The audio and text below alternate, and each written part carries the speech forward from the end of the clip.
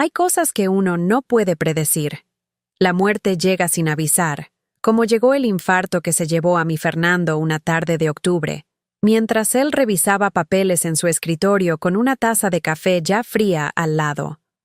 Hay cosas que tampoco imagina, que la persona que más daño te puede hacer en esta vida no es un extraño, no es un enemigo que conoces de frente, sino alguien que lleva tu sangre, alguien a quien tú misma pusiste en este mundo con dolor y con amor, y con toda la esperanza que una madre puede cargar en el cuerpo. Yo tenía 65 años cuando enviudé. 65.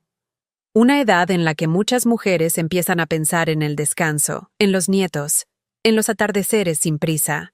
Una edad en la que uno cree que ya aprendió todo lo que la vida tiene para enseñar. ¡Qué equivocada estaba!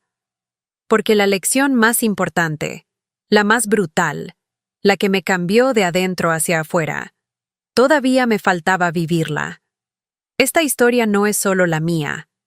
Es la historia de miles de mujeres que han sido invisibilizadas, que han sido tratadas como estorbos, que han visto cómo su propio amor de madres fue usado como arma en su contra. Si estás viendo esto desde cualquier rincón de México, desde la Ciudad de México o desde Guadalajara, desde Monterrey o desde algún pueblito donde el frío de la mañana huele a tierra mojada, quiero que escuches esto con atención, porque lo que yo viví podría pasarle a cualquiera, y lo que yo hice después, también. Mi nombre es Consuelo Ramírez, y tengo 70 años. Empecemos desde el principio.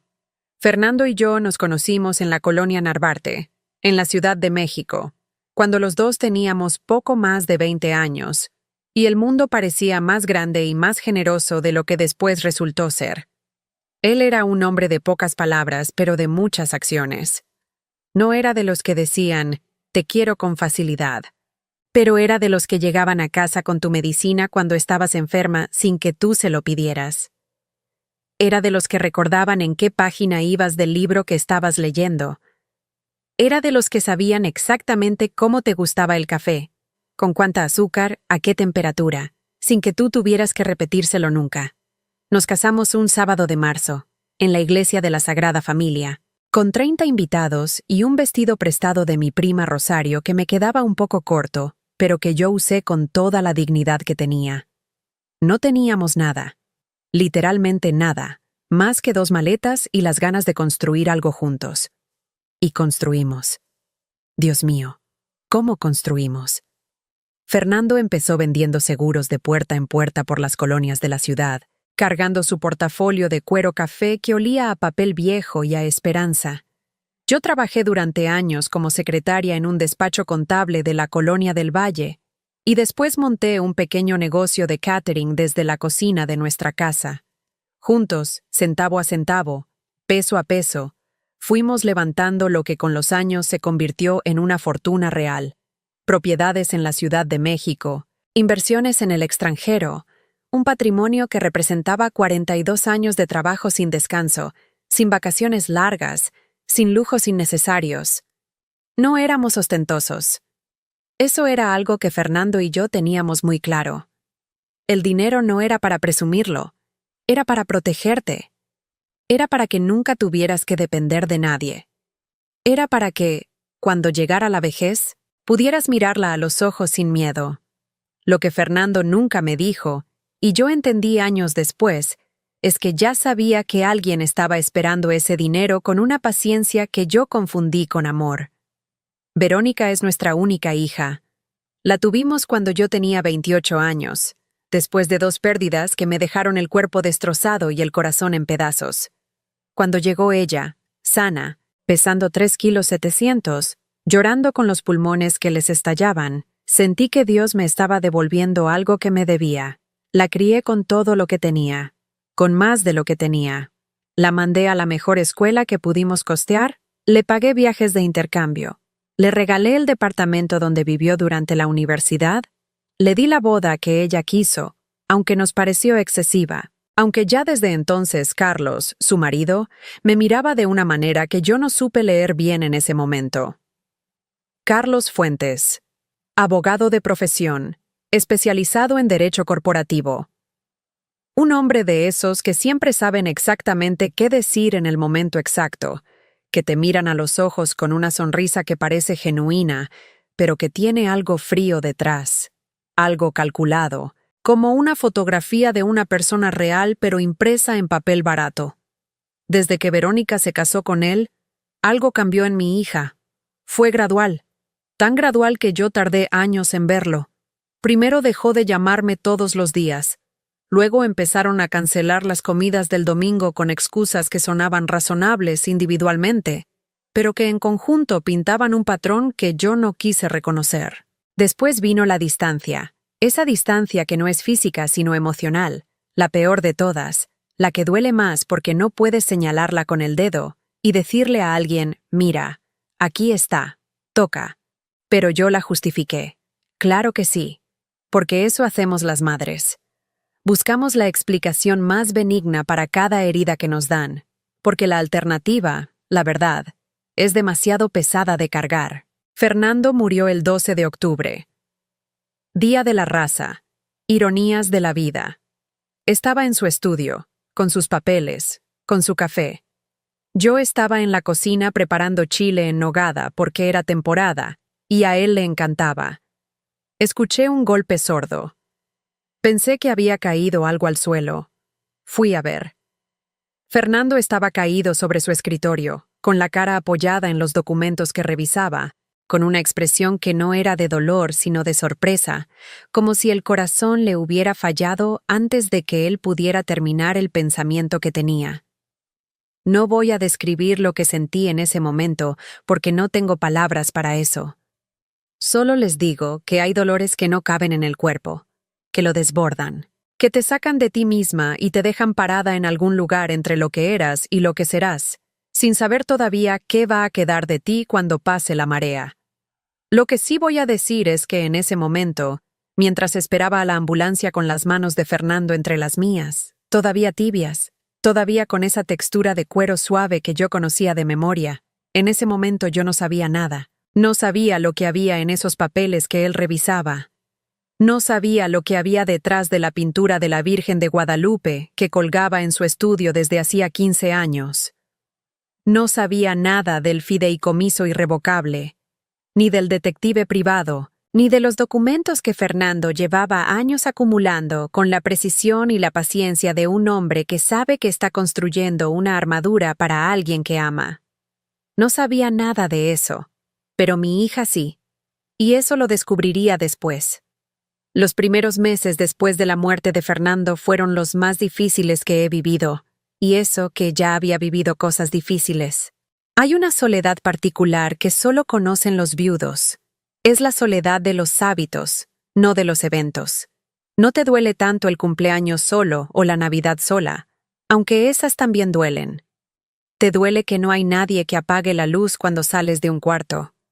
Te duele que el café de la mañana sobra siempre. Te duele que escuchas una canción en la radio y volteas para decirle algo a alguien que ya no está. Y el aire que encuentras es tan vacío que parece sólido. Viví sola en nuestra casa de la colonia Narvarte durante 3 meses. 3 meses en los que Verónica me llamaba regularmente, me visitaba los fines de semana, me llevaba comida, me preguntaba cómo estaba con una voz que sonaba genuinamente preocupada. 3 meses en los que yo, en mi dolor y en mi ingenuidad, fui sintiéndome cada vez más sola y más vulnerable. Fue en esa vulnerabilidad donde empezó todo. Una tarde de enero, Verónica llegó con Carlos a la casa. Se sentaron en la sala, en el sofá donde Fernando y yo habíamos visto miles de horas de televisión juntos, y me dijeron que estaban preocupados por mí, que vivir sola no era buena idea a mi edad, que la casa era grande y oscura y llena de recuerdos que no me dejaban sanar, que ellos tenían espacio de sobra en su casa de las Lomas, que sería un arreglo temporal, mientras yo me recuperaba, mientras me sentía más fuerte. Verónica me tomó la mano. Tenía los ojos brillantes, casi llorosos. Me dijo, «Mamá, no te puedo dejar sola así. No sería capaz». Carlos asintió con la cabeza con esa expresión de hombre razonable y compasivo que él manejaba tan bien. Yo sentí algo que no supe identificar en ese momento.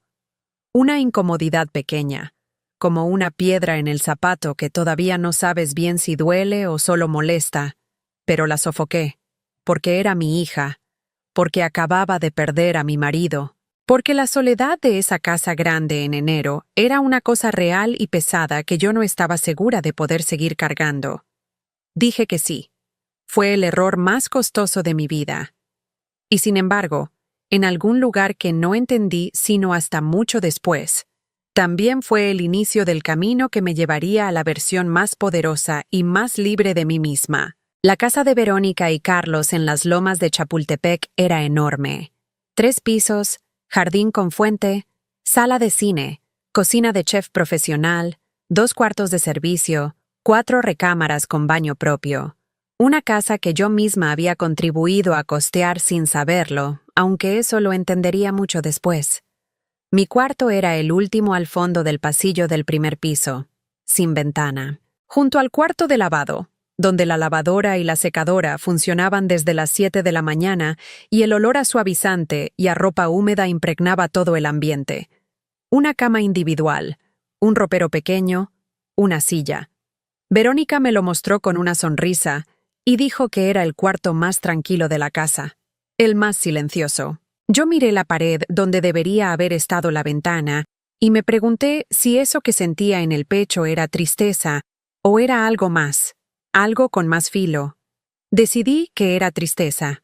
Decidí que era el duelo. Decidí darle el beneficio de la duda a mi hija. Los primeros días me los pasé ayudando en la cocina, ofreciéndome a hacer mandados, intentando ser útil. Pero rápidamente aprendí que en esa casa yo no era una huésped, ni mucho menos un miembro de la familia. Era algo que no tiene nombre bonito. Era un estorbo tolerado. La comida era lo más claro. Verónica, Carlos y Jimena, mi nieta de entonces 16 años que miraba todo con unos ojos enormes y callados, comían en el comedor. Ensaladas con ingredientes importados, carnes preparadas por su cocinera Lupita, postres que llegaban de pastelerías de Polanco. A mí me dejaban un plato en la cocina. Sobras, generalmente. A veces frías. Una vez, lo juro, lo que me dejaron era lo que Jimena había dejado a medias en su plato. Yo comía sola, sentada en el banquito de la barra de la cocina, mirando el jardín iluminado a través del ventanal, escuchando las risas de mi familia cenando en la habitación de al lado. ¿Saben qué hace una madre en esas circunstancias? Lo justifica. Dice que están ocupados. Dice que son sus dinámicas. Dice que ella no quiere molestar. Dice que es temporal. Lo dice tan seguido que casi se lo cree. Casi. Pero hay una inteligencia que no se apaga aunque uno quiera apagarla. Hay algo en la médula de uno que registra lo que los ojos no quieren ver. Y esa inteligencia del cuerpo iba acumulando información, silenciosamente, pacientemente, como Fernando acumulaba papeles en su estudio. Pasaron semanas, pasaron 2 meses, y un martes por la mañana, mientras yo estaba en la cocina preparándome un té porque no había dormido bien con el ruido de la lavadora, escuché la voz de Verónica en el pasillo. Estaba hablando por teléfono. Estaba en el corredor que conectaba la sala con el estudio de Carlos, y su voz llegaba clara, limpia, con la claridad de alguien que está segura de que nadie la escucha. Me detuve. El agua seguía hirviéndose. Yo no respiraba. La escuché decir, con una voz que no era la voz que usaba conmigo, sino otra voz, más dura, más eficiente, como la voz de alguien en una junta de negocios. La vieja debería durar 5 años más como máximo. Para entonces ya habremos movido todo al extranjero. El mundo no se detuvo de manera dramática. No hubo música de fondo. No hubo un golpe de luz especial. Solo el agua hirviendo en la olla, y yo de pie en la cocina, con la bolsita de té colgando de mis dedos, y esas palabras que seguían resonando en mi cabeza, como si alguien las hubiera grabado a fuego directamente en mi memoria. La vieja. 5 años más como máximo. Todo al extranjero. Soy una mujer que se ha controlado toda su vida, que ha aprendido a no llorar en público, a no gritar, a procesar las cosas internamente antes de reaccionar. Son décadas de práctica, décadas de ser la persona responsable, la que mantiene la calma, la que resuelve. Eso me salvó en ese momento, porque si hubiera reaccionado entonces, si hubiera salido al pasillo con el corazón en la garganta y la traición quemándomela por dentro, todo lo que vino después no hubiera sido posible. En cambio, puse con cuidado la bolsita de té en la taza. Serví el agua. Me senté en mi banquito de la barra y bebí mi té en silencio mientras mi mente empezaba a trabajar de una manera que no había trabajado en mucho tiempo. No desde que Fernando y yo construimos todo juntos.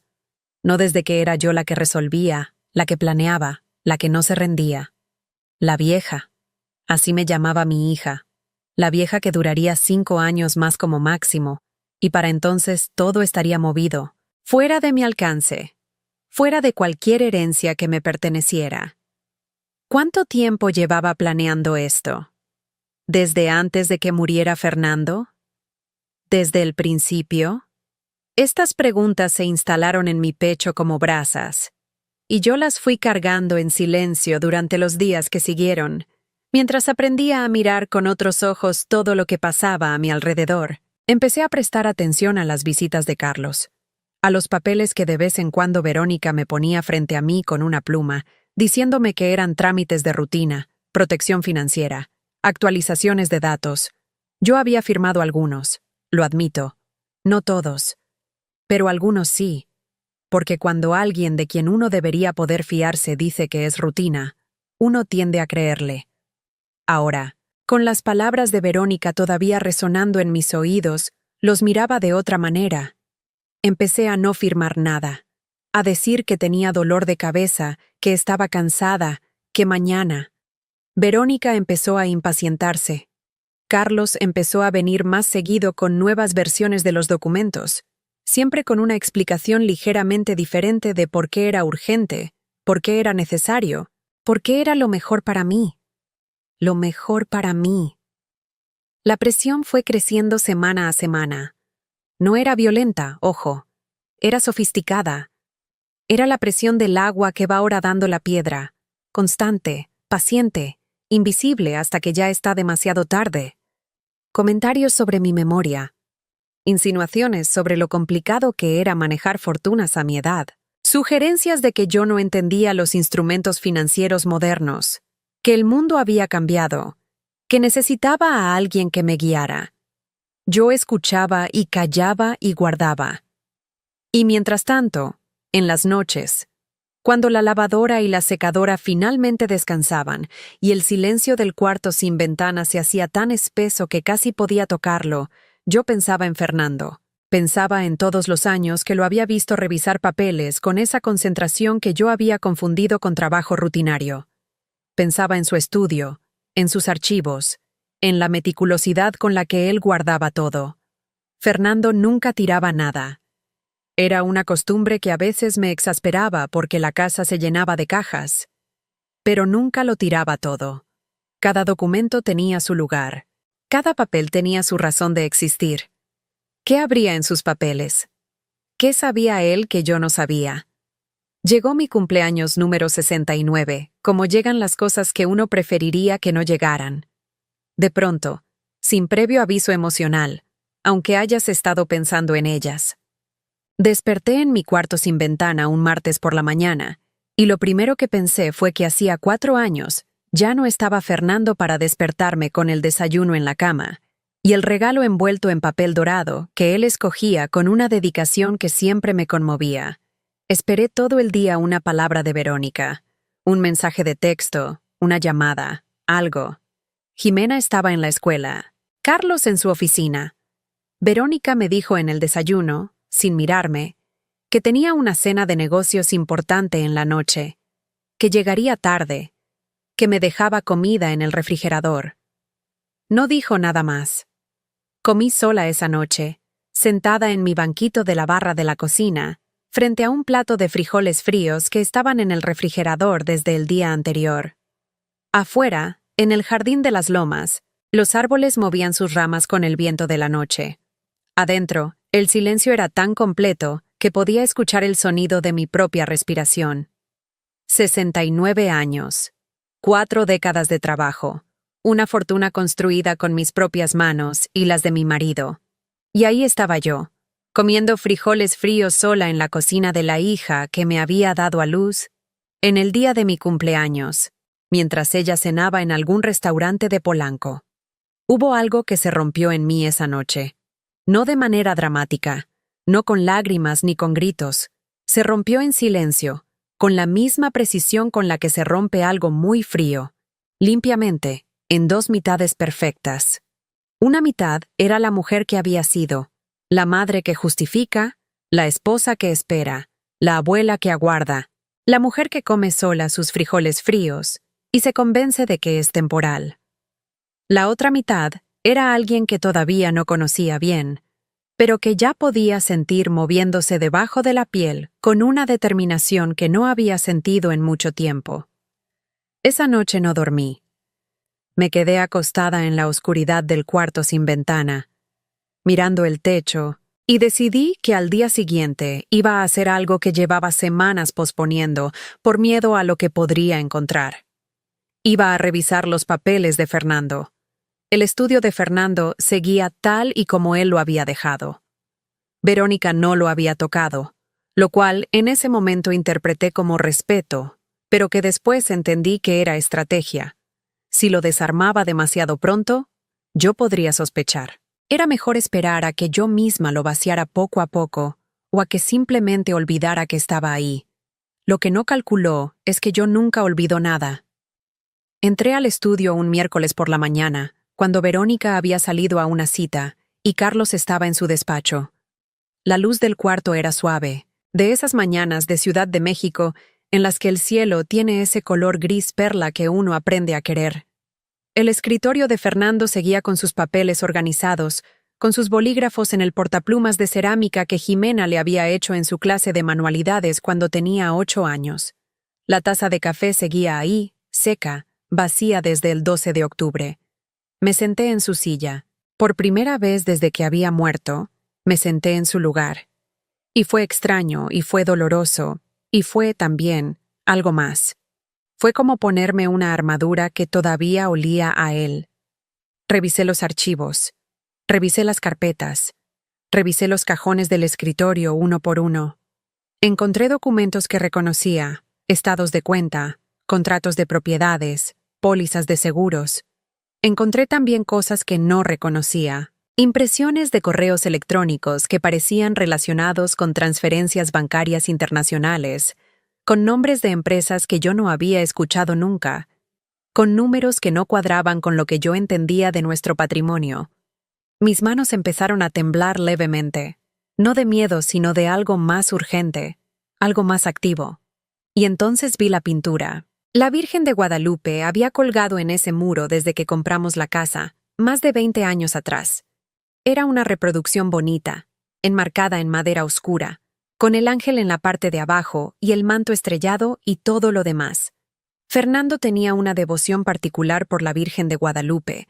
Decía que ella lo había cuidado durante los años difíciles cuando empezó a construir el negocio.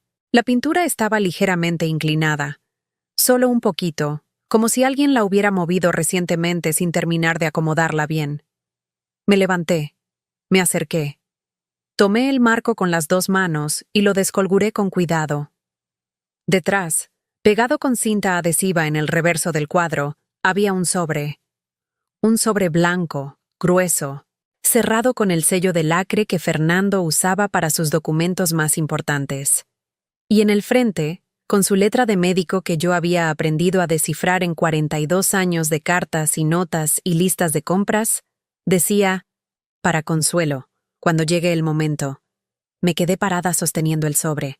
El corazón me latía muy fuerte, pero no de manera alocada, sino de manera cadenciosa, profunda, como si mi cuerpo supiera que esto era importante y estuviera ajustando sus ritmos para estar a la altura del momento. Me senté de nuevo en la silla de Fernando. Puse el sobre en el escritorio. Lo miré un momento más, dejando que la realidad de lo que estaba a punto de hacer aterrizara completamente. Fernando me lo había dejado. Me había dejado algo, algo que había escondido detrás de la Virgen, en el lugar donde él sabía que yo eventualmente miraría, porque sabía que yo siempre miro, porque me conocía mejor que nadie en este mundo. Abrí el sobre con cuidado, con la misma delicadeza con la que él me enseñó a abrir los sobres, desde la esquina, sin rasgar. Había varias páginas. La primera era una carta manuscrita, con la letra de Fernando, apretada y regular. La segunda y tercera eran documentos legales, fotocopias de algo con sellos y firmas. La cuarta era una tarjeta pequeña con un número y un nombre. Empecé a leer la carta, y el mundo que yo conocía se fue deshaciendo debajo de mis pies, renglón a renglón, como el piso de un sueño. Fernando lo sabía todo. Había descubierto, 2 años antes de morir, que Verónica y Carlos estaban falsificando su firma en documentos financieros. Habían estado transfiriendo activos, modificando beneficiarios, creando estructuras corporativas para ir vaciando el patrimonio familiar de manera sistemática y difícilmente rastreable. Lo habían hecho con paciencia y con conocimiento técnico, con el conocimiento legal de Carlos, que sabía exactamente qué bordes pisar sin cruzar la línea visible. Pero Fernando también lo había hecho con paciencia. Había contratado a un detective privado. Lo decía en la carta con su voz directa, sin rodeos. Contraté a Martínez, el que me recomendó Ernesto del banco. Me trajo todo: las firmas falsificadas, los registros de las transferencias, los contratos alterados. Todo documentado, todo notariado, todo guardado en un lugar que ellos no van a encontrar. Y luego venía la parte que me cortó la respiración. Escribía: Mi amor, si estás leyendo esto es porque ya no estoy. Lo que creaste conmigo no está perdido. Creé un fideicomiso irrevocable hace 3 años. Tus abogados saben. La tarjeta en este sobre tiene el número del licenciado Reyes. Él tiene todo. Todo lo que construimos juntos está protegido. Ellos no pueden tocarlo. Nunca pudieron, aunque no lo saben. Y al final, con una letra que parecía más pequeña que el resto, más cuidadosa, escribía: Perdóname por no decírtelo en vida. Quería protegerte sin asustarte. Confío en que cuando llegue el momento serás exactamente quien siempre has sido, la mujer más fuerte que he conocido. Me quedé en silencio durante un tiempo que no sé medir. La carta en las manos, la letra de Fernando frente a mis ojos, el estudio en penumbra a mi alrededor. Hay momentos en la vida que son bisagras, antes y después. Este era uno de esos momentos. Lo podía sentir en la manera en que la luz de la mañana parecía haber cambiado de calidad, más nítida, más definida. Lo podía sentir en la manera en que mi propio cuerpo se sentía diferente en la silla, como si la columna vertebral hubiera recordado cómo mantenerse recta. Fernando me había dejado una armadura. Me había dejado una armadura y un mapa, y ahora yo tenía que decidir qué hacer con eso. Pero antes había algo que tenía que hacer. Tenía que confrontar a mi hija. Sé que van a preguntarse por qué. Si ya tenía la carta, si ya sabía que el fideicomiso existía, si ya sabía que había un abogado y documentación, ¿para qué confrontarla? ¿Para qué arriesgarse? La respuesta es que yo soy su madre. Y aunque ya había visto lo que había visto y escuchado lo que había escuchado y leído lo que había leído, todavía había una parte de mí que necesitaba escucharla decirlo. Necesitaba darle la oportunidad de explicarse, de retractarse, de ser, aunque fuera en ese momento, la hija que yo había creído que era. Guardé la carta y los documentos en mi bolso. Guardé la tarjeta del licenciado Reyes en el bolsillo interior de mi cardigan. Y esperé. Verónica llegó esa tarde pasando las 4. Traía bolsas de compras y esa energía de quien ha tenido un buen día y que todavía no sabe que su día está a punto de cambiar completamente. La esperé en la sala. Sentada en el sillón principal, el que daba de frente a la puerta, con el bolso en las manos y los papeles encima de la mesita de centro. Cuando entró y me vio, se detuvo. Algo en mi postura, algo en mi expresión, algo le dijo que esto no era una conversación ordinaria. Verónica, dije. Necesito que te sientes. Ella puso las bolsas en el suelo. Se sentó. Sus ojos viajaron a los papeles en la mesita, y un cambio pequeño pero visible pasó por su cara, algo que se contrajo, algo que se cerró. Le dije lo que sabía. Con calma, con todos los detalles, las transferencias, las firmas falsificadas, el detective privado, la carta de Fernando, la llamada telefónica que yo había escuchado semanas atrás, cada palabra exacta. La vieja debería durar 5 años más como máximo. Repetí esas palabras mirándola a los ojos, y vi cómo el color le cambiaba en la cara. Pensé, con esa ingenuidad que me queda todavía, que diría algo, que lloraría, que pediría perdón, que habría algo humano en ese momento que yo pudiera aferrar. En cambio, Verónica se levantó. Fue al archivero que estaba en la esquina de la sala, el que yo había creído que era de decoración. Lo abrió, sacó una carpeta gruesa. Y antes de que yo pudiera levantarme, antes de que yo pudiera hacer nada, fue a la chimenea que estaba encendida porque la noche era fría y metió los documentos en el fuego. Los vi arder. Los vi arder en segundos, ese papel que debería ser evidencia, que era parte de la historia de mi propio matrimonio, de mi propia vida, convirtiéndose en humo y en ceniza frente a mis ojos. Y entonces Verónica se volvió hacia mí con una expresión que no era la de mi hija. Era la expresión de alguien que ha tomado una decisión y ya no tiene miedo de mostrarla. Dijo que si yo intentaba hacer algo, si hablaba con alguien, si movía un solo peso, ella iba a iniciar un proceso de incapacidad legal en mi contra. Dijo que tenía médicos, que tenía testigos, que tenía todo lo necesario para demostrar que yo ya no estaba en condiciones de manejar mis propios asuntos. Dijo que a nadie le costaría mucho trabajo creerle. Era una mujer de 69 años, viuda, viviendo en su casa porque no podía sola, con episodios de confusión que ella podría documentar. Episodios de confusión que ella podría documentar. Me quedé parada con los papeles quemados convirtiéndose en ceniza frente a mis ojos y a mi hija amenazándome con arrebatarme mi propia mente, mi propia autonomía, mi propia realidad. Y lo primero que sentí no fue miedo.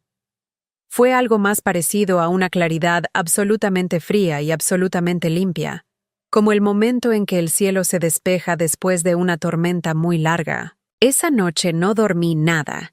Estuve acostada en la oscuridad del cuarto sin ventana, con el bolso apretado contra el pecho, con la tarjeta del licenciado Reyes en la palma de la mano, y repasé todo lo que sabía, todo lo que tenía, todo lo que Fernando me había dejado. Ella quemó los documentos que yo tenía en esa carpeta. Pero Fernando no había dejado solo esa carpeta. Fernando había dicho que todo estaba guardado en un lugar que ellos no iban a encontrar. Que el licenciado Reyes lo tenía todo. Ellos quemaron copias. El original seguía a salvo. 4 de la mañana. Afuera los perros del vecindario empezaban a despertar. Adentro, la casa dormía. Me levanté con tanta calma como pude. Me vestí en la oscuridad, despacio, sin hacer ruido. Metí lo que necesitaba en mi bolso pequeño, documentos de identidad, el teléfono celular, la tarjeta del licenciado Reyes, 2 cambios de ropa enrollados, el dinero en efectivo que Fernando siempre me decía que guardara, para emergencias, y que yo había guardado siempre obedientemente sin saber que algún día sería esto. Y una llave. Una llave que Fernando me había dado años atrás sin explicarme de qué era. Me dijo, guárdala, algún día la vas a necesitar. Yo la había cargado en mi llavero todos esos años sin preguntarle nunca, porque con Fernando había cosas que uno aprendía a no preguntar hasta que era el momento. Tomé mi bolso, caminé por el pasillo sin hacer ruido. Pasé frente a la puerta cerrada del cuarto de Verónica y Carlos. Pasé frente a la puerta del cuarto de Jimena. Me detuve un segundo ahí, con la mano a centímetros de la madera, pensando en mi nieta que dormía adentro sin saber lo que estaba pasando. Seguí. Salí por la puerta de servicio, la que daba al callejón de atrás. Afuera hacía frío, ese frío particular de la Ciudad de México antes del amanecer, que huele a asfalto mojado y a humo lejano, y a ciudad que todavía está durmiendo. Caminé 2 cuadras y levanté la mano para un taxi que pasó amarillo en la oscuridad. El taxista era un hombre de unos 40 años con música de banda a muy bajo volumen. Me miró por el espejo retrovisor cuando le di la dirección del Banco Santander de Polanco, que abría a las 9 pero que tenía oficinas ejecutivas con servicio desde las 8. «Señora», me dijo, «son las 4:30 de la mañana». «Lo sé», le dije. «Tengo tiempo». Él asintió como si eso fuera completamente normal y siguió manejando. Hubo un silencio entre los dos que no era incómodo, sino de esos silencios que se dan entre personas que saben que cada quien está en su propio asunto importante. Después de un rato, sin voltear, dijo, «¿Está bien?» No le pregunté cómo lo supo. Solo dije, «Voy a estarlo». Él volvió a asentir. Subió tantito la música. Yo miré por la ventana la ciudad que iba despertando. Los puestos de tacos que encendían sus brasas, los primeros camiones del metro, las tlapalerías que bajaban sus cortinas de metal, la Ciudad de México que es todo al mismo tiempo, y que en ese momento, a mí, me parecía la cosa más hermosa que había visto en mucho tiempo. Me esperé en una cafetería frente al banco. Tomé un café americano con pan de queso. Y a las 8 en punto crucé las puertas del Banco Santander de Polanco con la tarjeta del licenciado Reyes en la mano y la llave de Fernando en el bolsillo. Lo que descubrí esa mañana en el banco me dejó sin habla durante varios minutos que el ejecutivo que me atendió, un joven serio de lentes, respetó con una paciencia que le agradezco. El fideicomiso irrevocable que Fernando había creado 3 años antes era una estructura legal impecable.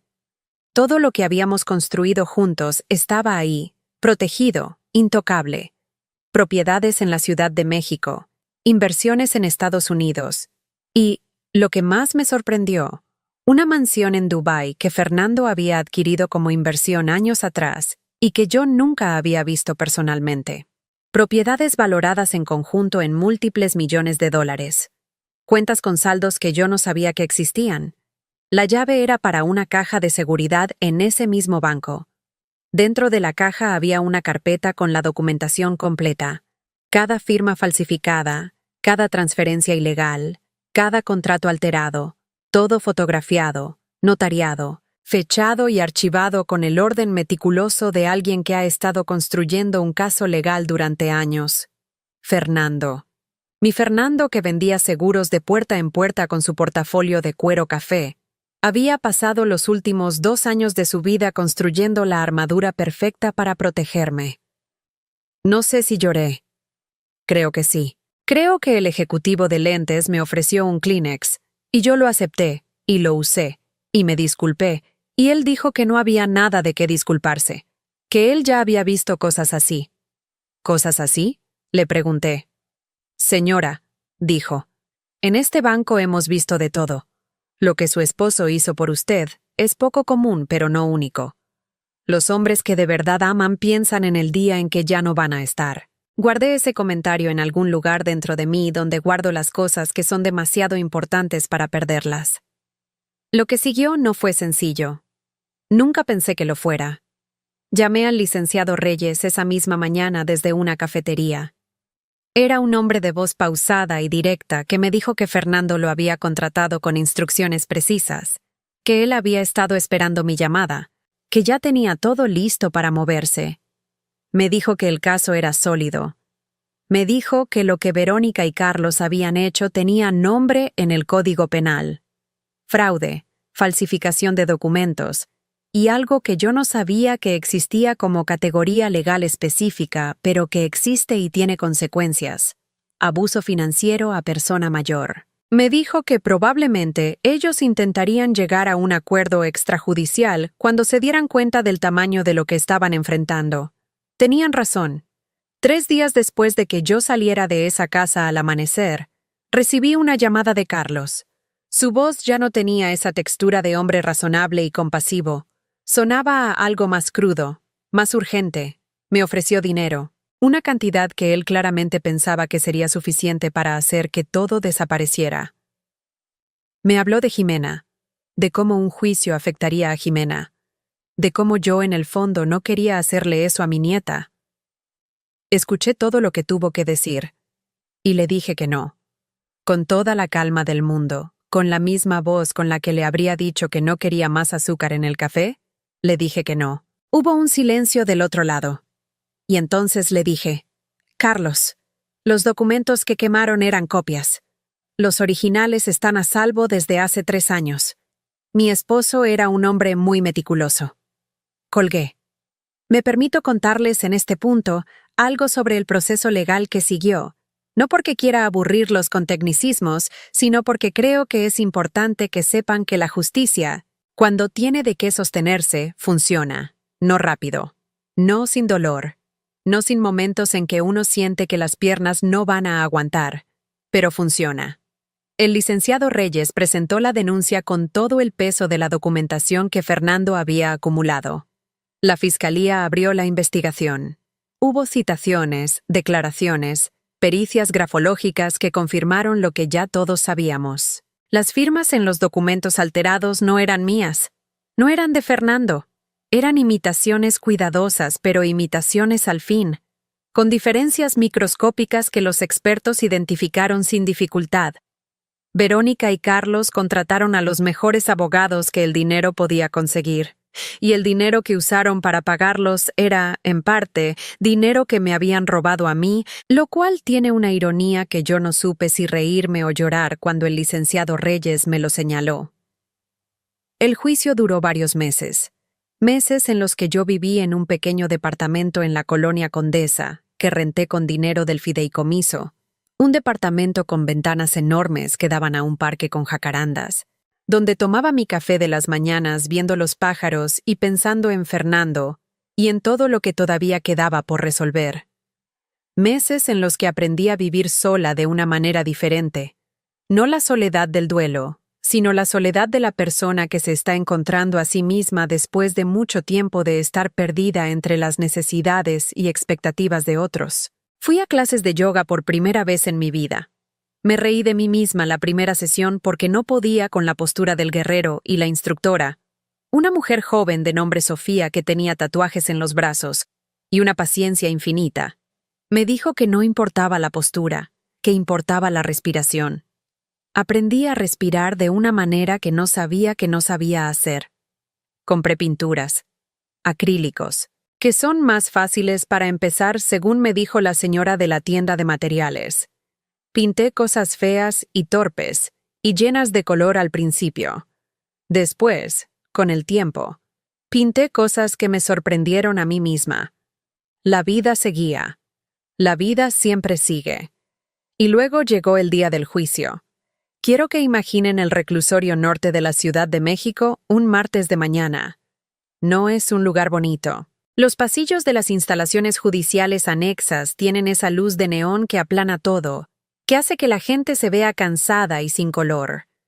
Hay un olor a papel y a café, y a esa mezcla particular de ansiedad colectiva que se siente en los lugares donde las personas van a esperar que alguien les diga lo que va a pasar con sus vidas. Llegué con el licenciado Reyes a las 8:30 de la mañana. Llevaba un traje gris que me había comprado especialmente para ese día, con una blusa de color vino debajo. No era ropa cara, pero era ropa mía, elegida por mí, que me quedaba exactamente como yo quería. Verónica y Carlos ya estaban ahí con sus abogados. Cuando entré, cuando cruzaron el umbral de la sala y me vieron, pasó algo que yo no había planeado ni buscado, pero que quedó grabado en mi memoria con una claridad absoluta. Verónica se rió. No fue una risa grande, fue una risa pequeña, brevísima, que se escapó por la comisura de los labios antes de que ella pudiera controlarla. Una risa que decía todo lo que pensaba, que yo era la vieja, que yo era el estorbo, que yo era la que iba a perder, que todo ese proceso era un teatro que iba a terminar de la manera que ellos habían planeado. Sus abogados eran buenos. Debo reconocerlo. Eran muy buenos. Presentaron argumentos sólidos. Cuestionaron la cadena de custodia de algunos documentos. Intentaron establecer dudas razonables sobre la autenticidad de las pericias. Carlos se presentó en el estrado como un hombre de negocios responsable que había actuado siempre en el mejor interés de su suegra anciana y vulnerable. Anciana y vulnerable. Yo lo escuché decir esas palabras desde mi lugar en la sala, y algo en mí se puso absolutamente quieto, absolutamente firme, como tierra que ha estado moviéndose, y de pronto encuentra roca sólida debajo. Llegó mi turno de hablar. Me levanté. Caminé al estrado con paso tranquilo, con la espalda recta, con esa postura que el yoga me había devuelto sin que yo me diera cuenta de que la había perdido. Me instalé frente al micrófono. Miré al juez, al jurado de las pruebas, a los abogados, y finalmente a Verónica, que me miraba con esa expresión entre condescendiente y cautelosa que había aprendido a reconocer en los últimos meses. El licenciado Reyes había presentado ya toda la documentación. Las fotos de las firmas falsificadas, los registros de las transferencias, el reporte completo del detective privado que Fernando había contratado, que incluía fechas, montos y testimonios. El fideicomiso irrevocable que demostraba que el patrimonio estaba protegido desde antes de cualquiera de las maniobras de Verónica y Carlos. Pero había algo más que yo necesitaba decir, algo que no era técnico ni legal, sino humano, y que yo sabía que era importante decirlo, no para el juicio, sino para mí misma, para esa mujer que había comido sola sus frijoles fríos en el día de su cumpleaños número 69. Dije: «Señor juez, mi hija me llamó la vieja en una conversación telefónica que yo escuché por accidente. Dijo que la vieja duraría 5 años más como máximo y que para entonces habrían movido todo al extranjero. Eso fue lo que me trajo aquí. No el dinero, aunque el dinero importa y es mío y lo voy a defender. Lo que me trajo aquí es que yo pasé 42 años construyendo algo junto a mi esposo. No para mí, sino para mis hijos, para mis nietos, para las generaciones que vendrían. Y mi hija tomó ese amor y lo convirtió en una herramienta para robarme. Me detuve un momento. Respiré y dije: «Querida Verónica, me llamaste la vieja y calculaste cuántos años más te iba a durar el estorbo.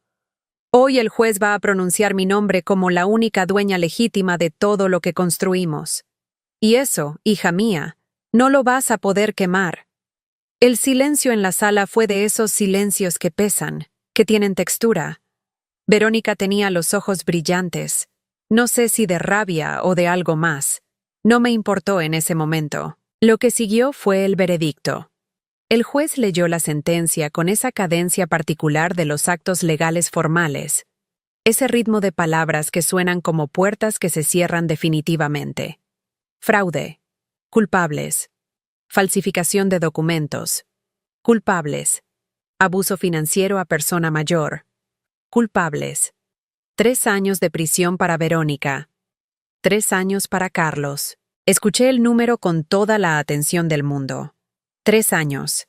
Ni más ni menos. Y cuando el juez dijo mi nombre completo, Consuelo Ramírez, viuda de Ramírez, como única y legítima titular del patrimonio que incluía las propiedades en México, en Estados Unidos y en Dubái, incluyendo la mansión en Palm Jumeirah, valuada en $4 millones americanos, escuché esas palabras y sentí algo que no esperaba sentir. No fue euforia. No fue venganza. Fue algo más tranquilo y más profundo. Fue reconocimiento. Fue escuchar mi propio nombre y que sonara completo, que sonara mío, que sonara como siempre debió sonar. Me volteé a ver a Verónica justo en ese momento. No para restregarle nada. Solo para ver su cara. Para registrar ese instante, para tenerlo guardado en algún lugar donde también guardo las cosas que son demasiado importantes para perderlas. Verónica ya no se reía. Tenía las manos entrelazadas sobre la mesa, los nudillos blancos de apretar. Su postura, que siempre había sido de esa persona que sabe que está a cargo, que sabe que controla el cuarto, se había contraído sobre sí misma. Parecía más pequeña.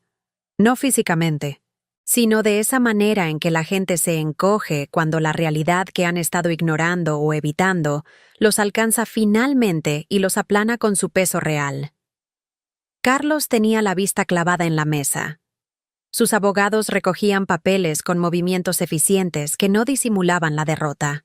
Yo me puse de pie, tomé mi bolso, le apreté la mano al licenciado Reyes y salí de esa sala caminando despacio, con cada paso plantado con deliberación en ese piso de la institución de justicia, como afirmando algo, como diciéndole al mundo y a mí misma: aquí estoy, aquí sigo, aquí estoy todavía. Afuera, en el estacionamiento, había un árbol de jacaranda en plena floración, morado intenso contra el cielo gris de la Ciudad de México. Lo miré durante un buen rato, ese árbol, ese morado, ese gris, y pensé en Fernando y le dije en voz muy baja, tan baja que nadie a mi alrededor podía escucharme: ya estamos bien, mi amor. Ya estamos bien. La mansión en Dubái la vendí 6 meses después, a través de una agencia especializada, por exactamente $4 millones americanos. Nunca la había visto personalmente. Cuando vi las fotos por primera vez, con su vista al mar, con su diseño de arquitectura que Fernando había aprobado desde acá, sin decirme una sola palabra, me reí. Me reí durante varios minutos, sola en mi departamento del Condesa, con una risa que no era amarga sino genuinamente divertida, porque Fernando era así. Hacía cosas enormes sin hacer escándalo, sin necesitar que alguien las notara. Con parte de ese dinero compré mi propia casa. No en Las Lomas, ni en Polanco, ni en ninguno de los lugares que se supone que uno debe querer cuando tiene dinero. La compré en Coyoacán, en una calle con adoquines y árboles enormes, y una plaza donde los domingos hay músicos y vendedores de artesanías y ancianos jugando ajedrez y niños corriendo. Una casa de paredes gruesas y patio interior con una fuente pequeña que hace un sonido de agua que me gusta escuchar por las mañanas mientras tomo mi café. Puse la pintura de la Virgen de Guadalupe en el estudio. En el mismo muro, a la misma altura, ligeramente inclinada como siempre la había encontrado, porque algunas cosas uno las conserva exactamente como son, con $500,000 del fondo que Fernando había también previsto para este fin, creé la Fundación Fernando y Consuelo Ramírez, dedicada a la protección de adultos mayores, víctimas de abuso financiero familiar. No porque quiera ser una heroína, ni porque necesite el reconocimiento, sino porque lo que me pasó a mí le pasa a miles de personas que no tienen un Fernando que les haya dejado una armadura, que no tienen acceso a un licenciado Reyes, que no tienen cómo defenderse. Y si con mi historia y con mis recursos puedo ser parte de que eso cambie, aunque sea para una sola persona, entonces todo lo que viví habrá valido algo más que lo que ya valió para mí. La Fundación tiene ahora 4 abogados de tiempo completo, un equipo de trabajo social y una línea de atención que recibe llamadas de toda la República. Y tiene también a Jimena. Mi nieta Jimena se recibió de abogada hace 2 años. Se especializó en derechos de adultos mayores con una tesis sobre los vacíos legales en el delito de abuso financiero familiar que le ganó mención honorífica y que el licenciado Reyes, que ya tiene 74 años y sigue tan agudo como siempre, calificó de la pieza jurídica más importante que había leído en su área en la última década. Cuando Jimena llegó a decirme que quería trabajar en la fundación, yo la miré durante un momento largo. Esta niña que había crecido en esa casa de Las Lomas sin entender bien lo que pasaba a su alrededor, que me había mirado con esos ojos enormes y callados mientras yo comía sola en la cocina, que había escogido hacer con ese silencio algo que transformara el mundo en lugar de algo que perpetuara el daño. Le dije que sí, naturalmente. Le dije que sí con toda la alegría que me quedaba. Ahora la veo trabajar desde el ventanal de mi oficina en la fundación, sentada en su escritorio con sus papeles organizados con un orden que me recuerda a Fernando. Y pienso que hay linajes que no son de sangre sino de carácter, y que a veces la semilla que uno planta llega a cosas que uno nunca imaginó. Verónica escribió desde la prisión 3 años después de la sentencia. Me llegó una carta por correo certificado, una carta escrita a mano con una letra que reconocí porque la vi crecer desde que era garabatos de niña en cuadernos escolares. La leyó primero el licenciado Reyes, por protocolo. Luego me la trajo. La leí 2 veces. No la voy a reproducir aquí porque esa carta le pertenece a ella y me pertenece a mí y a nadie más. Lo que sí les puedo decir es que no era la carta de alguien que pide perdón para conseguir algo. Era la carta de alguien que la terapia obligatoria de la prisión había llevado a un lugar que yo nunca imaginé que Verónica pudiera alcanzar. Un reconocimiento genuino, no de los hechos legales, sino de la dimensión humana de lo que había hecho. Un reconocimiento de lo que había destruido en mí y de lo que se había destruido a sí misma en el proceso. ¿La perdoné? Esa es la pregunta que más me hacen.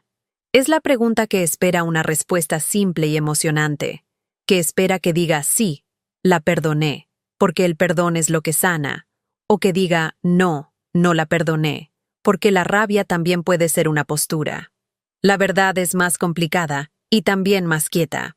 El perdón, para mí, no fue un evento sino un proceso. No fue una decisión que tomé sino algo que fue ocurriendo lentamente, en pequeñas dosis, a lo largo de todos esos meses en que aprendí a respirar en yoga, y pinté cuadros feos, y tomé café sola frente a las jacarandas.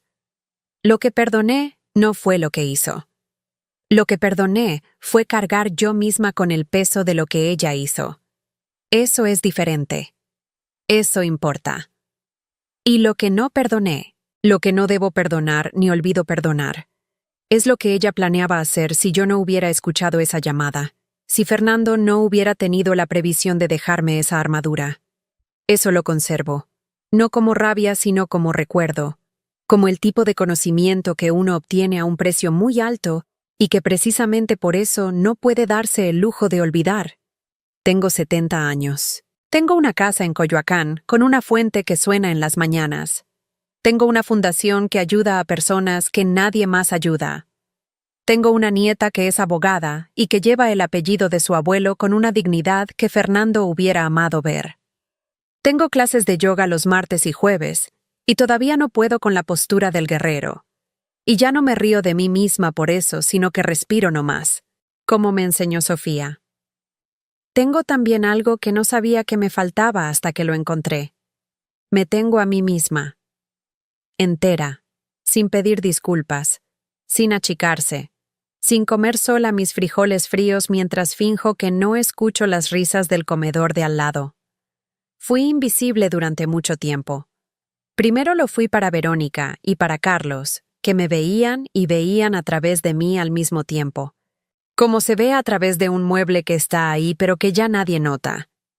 Después, lo más doloroso, fui invisible para mí misma. Dejé de verme, dejé de contar, dejé de existir para mí en la misma medida en que existía para los demás. El camino de regreso a ser visible fue exactamente eso, un camino. Con sus piedras y sus brechas y sus momentos en que no sabía bien si seguir adelante o sentarme a descansar indefinidamente. Pero seguí. Lo sigo haciendo, día a día, taza de café a taza de café, postura de yoga a postura de yoga, cuadro feo a cuadro que me sorprende. Y les digo algo más. A los 69 años, sola en esa cocina con mis frijoles fríos, yo no hubiera imaginado que la vida que me esperaba era esta. La imaginación en el fondo del pozo es una cosa muy limitada. Solo puede ver las paredes del pozo. Fue necesario salir del pozo para descubrir el cielo. Estudios sobre el abuso financiero a adultos mayores señalan que el 90% de los casos son perpetrados por familiares directos, y que la mayoría de las víctimas nunca reportan los hechos por vergüenza, por miedo, o por esa trampa particular del amor familiar que nos hace proteger a las personas que nos hacen daño. En México, la situación es especialmente grave en contextos donde la mujer mayor ha delegado el manejo financiero al esposo y queda expuesta al morir él, sin experiencia en la gestión de su propio patrimonio, sin redes de apoyo externas, vulnerable a exactamente el tipo de manipulación que yo viví. Lo que me salvó no fue extraordinario.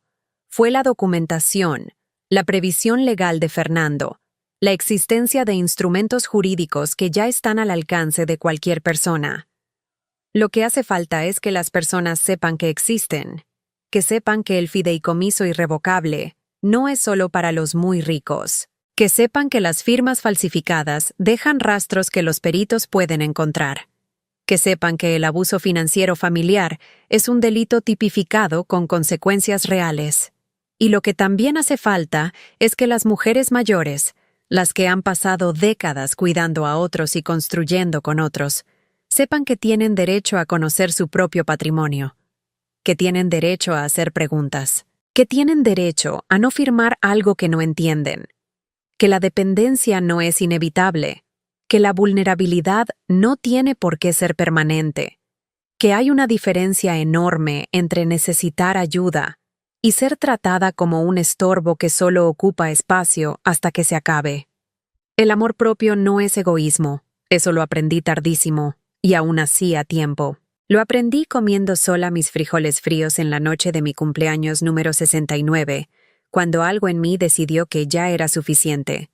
Lo aprendí saliendo de esa casa al amanecer, con un bolso pequeño y una llave que no sabía para qué era. Lo aprendí descubriendo que mi marido me había amado tanto, que me había dejado una armadura sin decirme nada para no asustarme, y que ahora yo tenía la responsabilidad de usar esa armadura bien.